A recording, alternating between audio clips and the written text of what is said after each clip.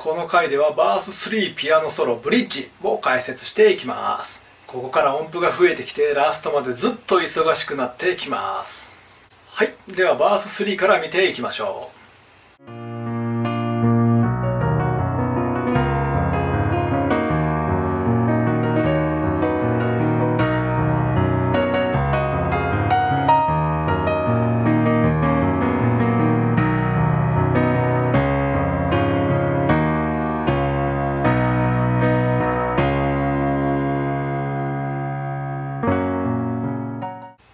はい、相変わらず C、D、Em の進行が続いていきます。左手はレコード音源からはほとんど聞き取れませんが、8分のアルペジオにしています。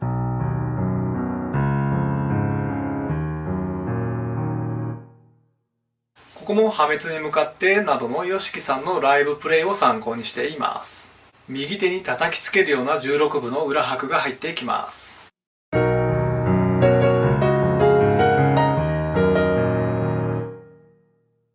四分のクリックだと裏拍のリズムが取りづらいと思いますので、倍速の8分のクリックと練習するのが適していると思います。この絶妙な裏打ちはさすがドラマーでもある YOSHIKI さんの神業だと思います。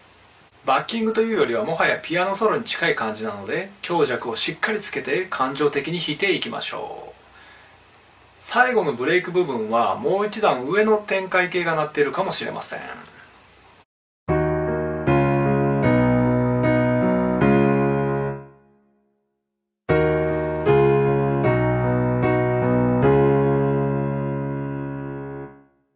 ピアノソロの直前の1小節は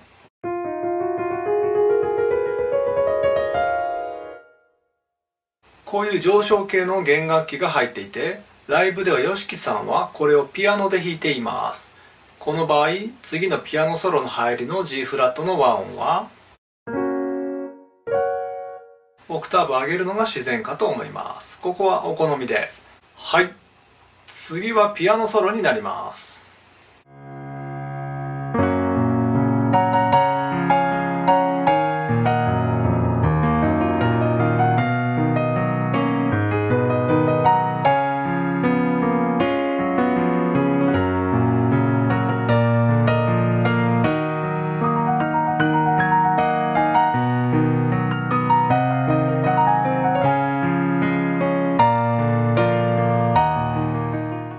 はい、一見派手に聞こえますが、実はそれほど難しいことはしていません。相変わらず左手はコードをなぞる8分のアルペジオが続きますが、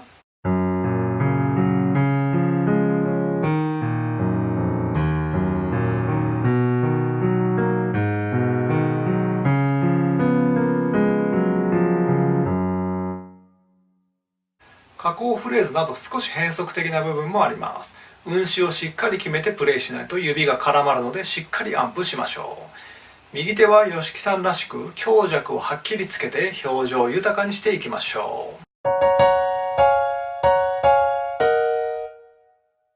全ての箇所で言えることですが、フレーズごとにぶつ切りにして練習してしまうと演奏が機械的になってしまうので、曲全体がフレーズの集合体、一連のパッセージになっていることを意識しながら弾いていきましょう。この右手の16分3連は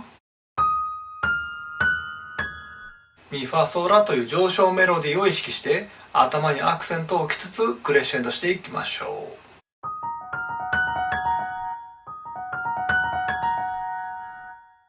左手8分のアルペジオ、右手16分の3連というパターンはこの後も出てくるのでリズムに慣れておきましょう。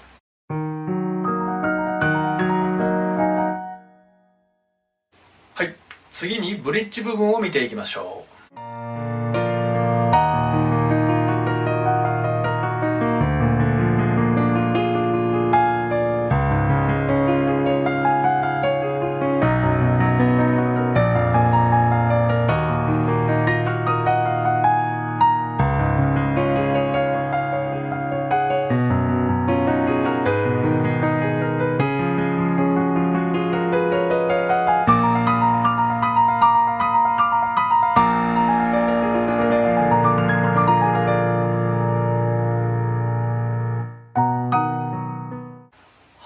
16分のアルペジオが続いていきます。これも YOSHIKI さんの定番フレーズですね。音符が増えてきて少し忙しくなります。このブリッジ部分が一番練習が必要な箇所かと思います。ここも運指をしっかり決めてプレイしましょう。運指がいい加減だとミスタッチの原因になります。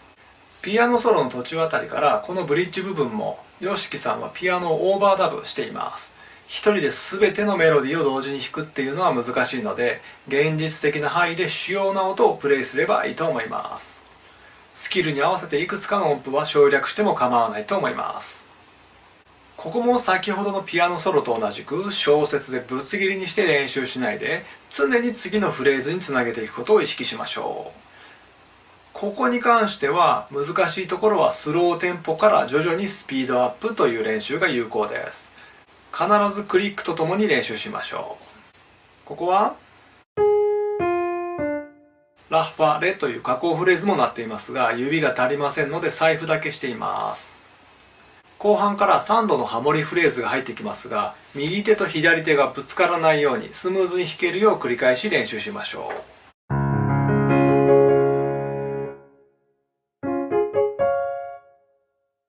コツはサスティンペダルをしっかり踏んで、右手はスタッカートで弾くように、すぐに鍵盤から指を離すようにすると左手とぶつからずに弾けます。ラスト2小節の B フラットセブンスのブレイク部分は16分3連フレーズが続きますが、ここもこういうフレーズと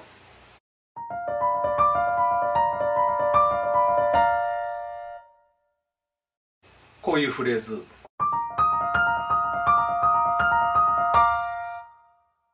が3度でハモらせています。これを両手で再現っていうのは少し無理があるので、頭の音だけ左手の人差し指で足してみました。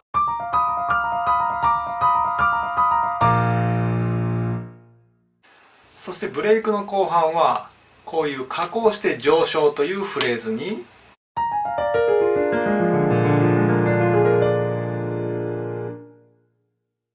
加工上昇加工というフレーズ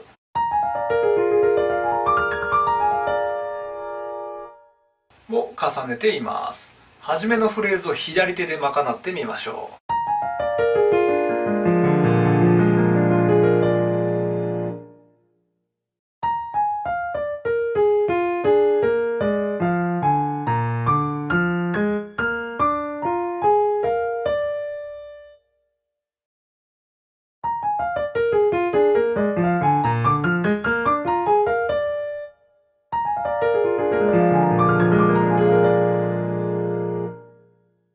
最後のレの音が両手の1番で揃います。難しいようであれば左手はルート音だけでもいいと思います。YOSHIKIさんもライブでは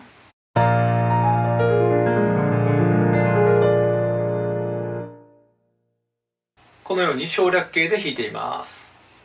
はい、次回は最終回バース4コーラス2バース5アウトロを解説していきます。